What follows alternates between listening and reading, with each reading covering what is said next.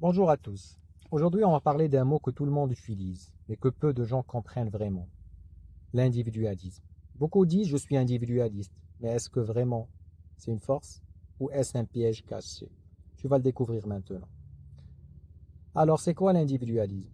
L'individualisme, c'est une idée simple, où l'individu passe avant le groupe. Chacun doit penser par lui-même, chacun doit choisir sa propre vie. Avant, dans l'histoire, on vivait pour la famille, pour la tribu, pour la religion, pour la société. Mais avec l'avènement de l'individualisme, on a dit « maintenant je vis pour moi ». Comme tout courant philosophique, il y a du bon côté et du mauvais côté. Parlons un peu du bon côté de l'individualisme. L'individualisme a apporté beaucoup de choses positives, à savoir la liberté de penser, la liberté de choisir sa vie, la liberté de ne pas obéir aveuglément à tout ce qu'on entend ou tout ce qu'on reçoit des autres. Et aussi la liberté d'être différent. Grâce à l'individualisme, tu peux choisir ton métier, ta façon de vivre, tes idées, tes rêves. Avant, ce n'était pas possible. Donc oui, l'individualisme a libéré l'être humain. Par contre, pour ce qui est de son côté obscur ou de son mauvais côté, l'individualisme va un peu trop loin, car chacun pense seulement à lui. Plus personne n'aide personne. Chacun devient seul. On oublie les autres. On entend souvent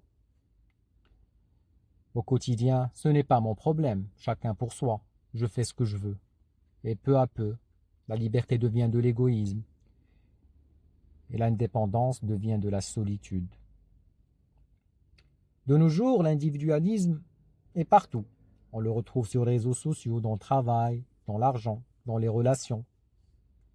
Chacun veut réussir seul, briller seul, gagner seul. Mais en même temps, beaucoup de gens se sentent seuls. Plutôt, beaucoup de personnes se sentent seules, incomprises, perdues. C'est ça le grand paradoxe de l'individualisme. Plus on est libre, plus on se sent seul.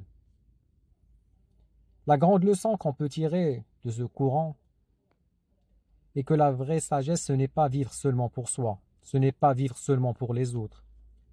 La vraie sagesse, c'est être libre sans oublier les autres, être soi-même sans écraser les autres, choisir sa vie sans détruire les liens. Tu peux être indépendant, tu peux être fort, tu peux être libre, sans devenir froid et égoïste. Pour conclure, l'individualisme nous a donné de la liberté, nous a donné plus de choix,